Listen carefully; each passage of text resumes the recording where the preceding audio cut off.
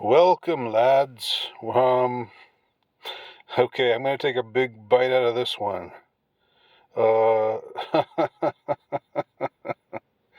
this one, I saw the title, and I just had to go there. I just had to go there. Evie again. Yes, I know. Always the familiar disclaimer. You know, I like Evie. I like what they're trying to do. I agree with 98% of what they publish.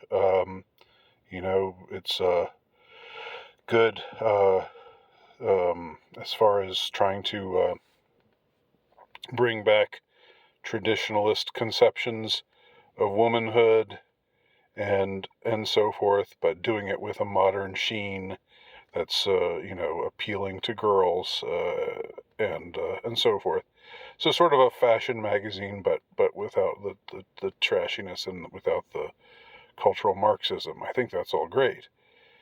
Some of their articles about men. Some of the articles, written for the girls that are reading Evie, the target audience might be maybe 17 through, I don't know, 25, or maybe it goes older, a little bit older than that. I'm just not sure. But young women, okay, and many of whom are still looking for their Prince Charming. Some of those articles about guys just are a little. Now, sometimes they also can surprise me. Sometimes some things that they put in their virtual pages are pretty based, or can be. There've been a couple of things I've read, where one of which was saying sort of like, girls, you need to quit with your super duper high standards. Stop being so damn polygamous. Realize that there are good men that you're overlooking right now just because you think they're not good enough for you. There's actually an article where it said something like that, along those lines. Now, did that reach any of their young readers, their young female readers? I don't know. And now we got this one, and you can see the title. You can understand why I just had to cover this from the title. So this is one of those where they ask one of their readers to chime in with a quandary that they're facing. Here's the quandary. Ask Evie. It feels like only guys I don't like are interested in me. Sorry. How do I attract someone I like? It's funny just because it's like you turn it around.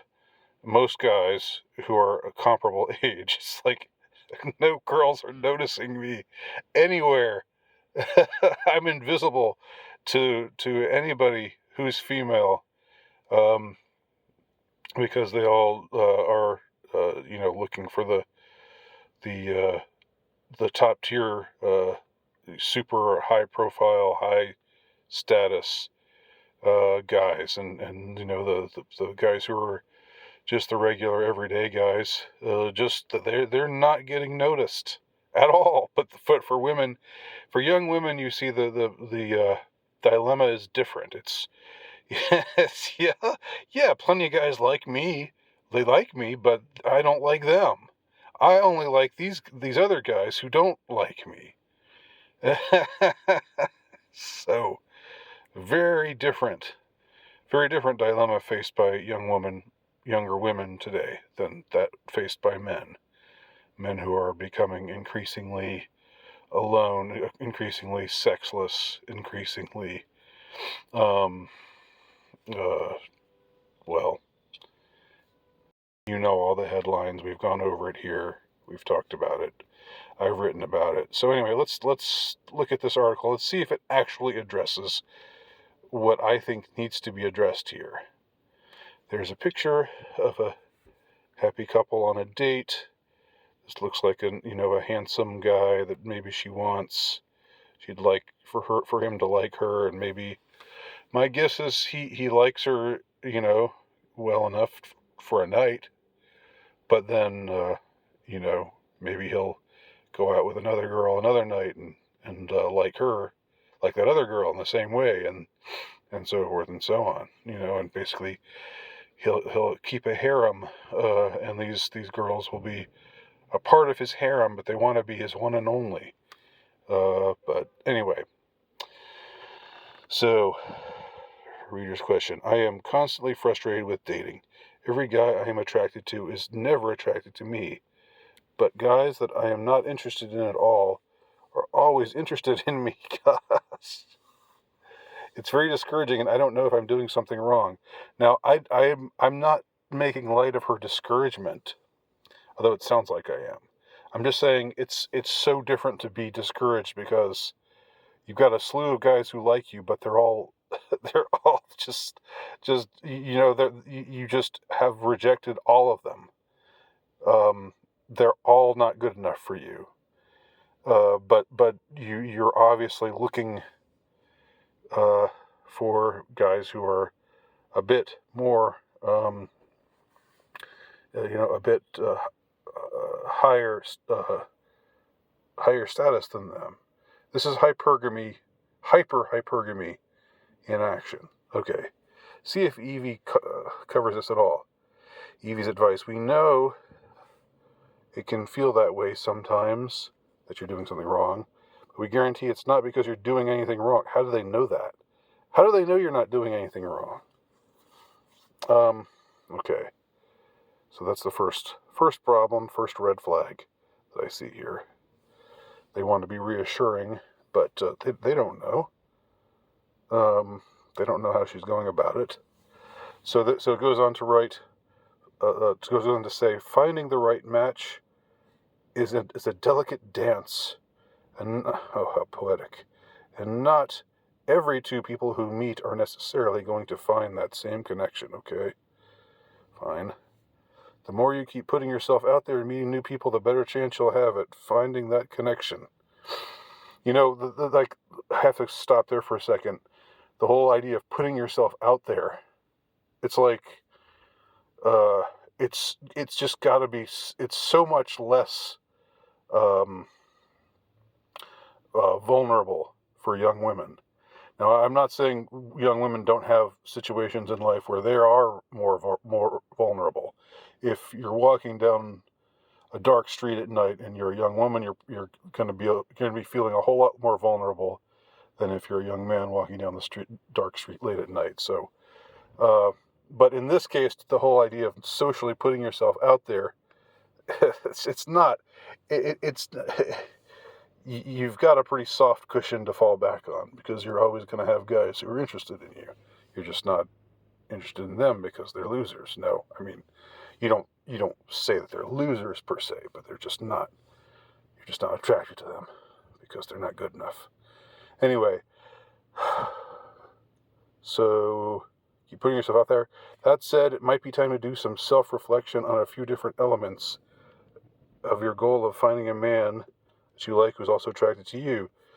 You may want to begin by taking a closer look at the people you are attracted to. Okay, maybe we got something here.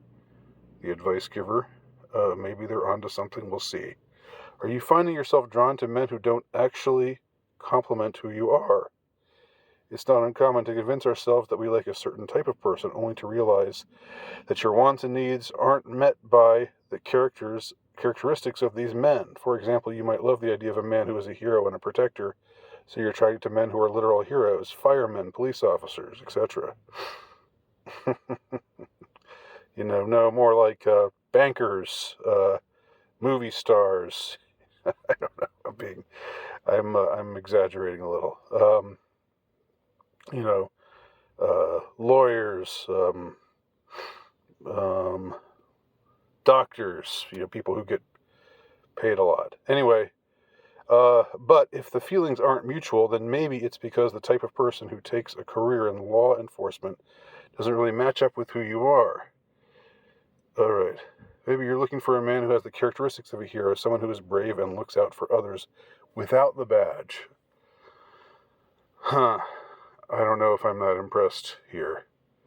That's what they think is really going on. They think that this girl is,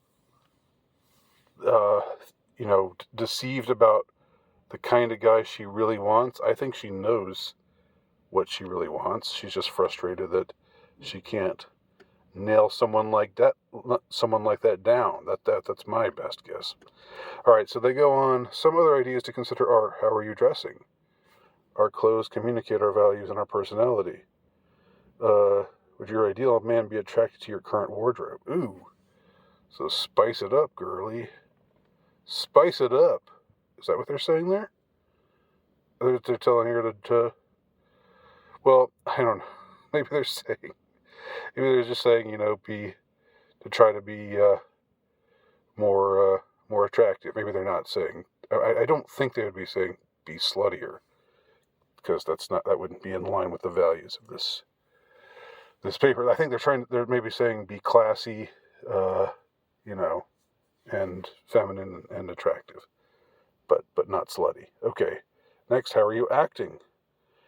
There's a cliche opposite attraction that's actually true regarding the masculine and the feminine. A masculine man is going to be more attracted to a feminine woman than to an I wear the pants type woman. Okay. How can you lean into your femininity in a way that feels authentic and comfortable for you? Additionally, how are your flirting skills? So leaning into femininity, that's something that, I'm not going to take issue with that at all. How good are your flirting skills? I mean, I still don't think that that's probably what's going on here.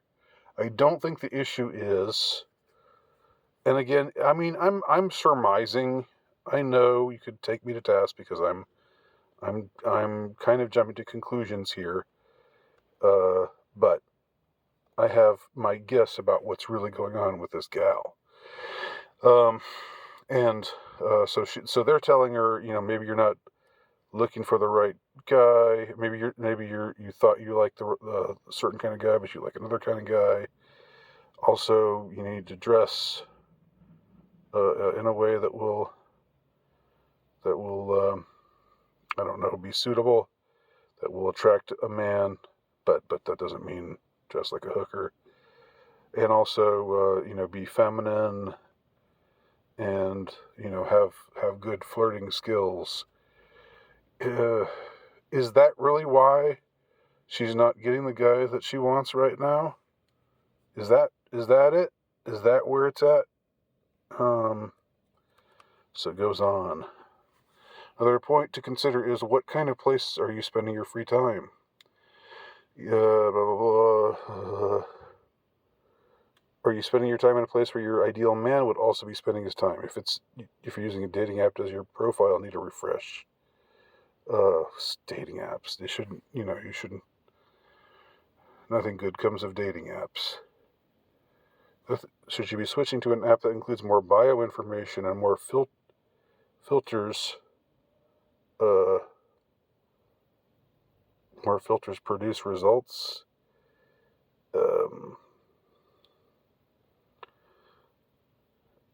So they're actually Evie is actually pushing for like fronting for the online dating app industry here. That's a little disappointing. I don't think dating apps are where it's at, sister. I just don't. So this is not about changing everything about you, but about reassessing what might be helping and what might be hindering your growth and your goals. It's about optimizing your approach to give you a better chance of achieving the results you want. A happy relationship based on mutual interest and attraction. All right. So there's. I think this article is not on point, unfortunately. But I mean, on the other hand, what you can't, even if it were on point, how do you tell a person? Forget that it's a man or a woman. How do you tell a person lower your standards? Stop ignoring this. the whole slew of men out there who are interested and who are probably good guys who would probably be make a great boyfriend and a great husband and a great father to your children. But you're just not into them because you want somebody who's a little handsomer, a little richer. I don't know, a little higher status. How you can't really advise someone that to do that. This is a point that I make in my articles, my series of articles on my Substack channel, a letter to today's unwanted men, that when we were living at a time when, you know, when regular guys could get women to like them and to go out with them and to marry them and so forth. When monogamy was the norm, and we didn't have this. We didn't have this destructive sexual revolution, which has destroyed monogamy and destroyed marital fidelity in many cases, and led to the situation that we're in right now, where women are encouraged to be hypergamic, and men who aren't high status are just sort of ignored. Like, there's really nothing. You can't just say be attracted to somebody who's like lower your. I mean, if people can't choose who they're attracted to, and that's part of the problem. And I think that in the pre-monogamy age, or I'm sorry, in the age of monogamy, I think women were actually attracted to the men who were closer to their station. You know, hypergamy was still a thing. Of course, they wanted a man who was who they could look up to and who was going to better their state, but maybe not somebody who was just it still could be the boy next door back then. Today, it can't be the boy next door unless the boy next door is, living in a mansion. And of course, it's not all about money, but I'm just saying. Anyway, those are my thoughts. Let me know what you think. Am I off? Tell me below. Or am I on? Tell me below.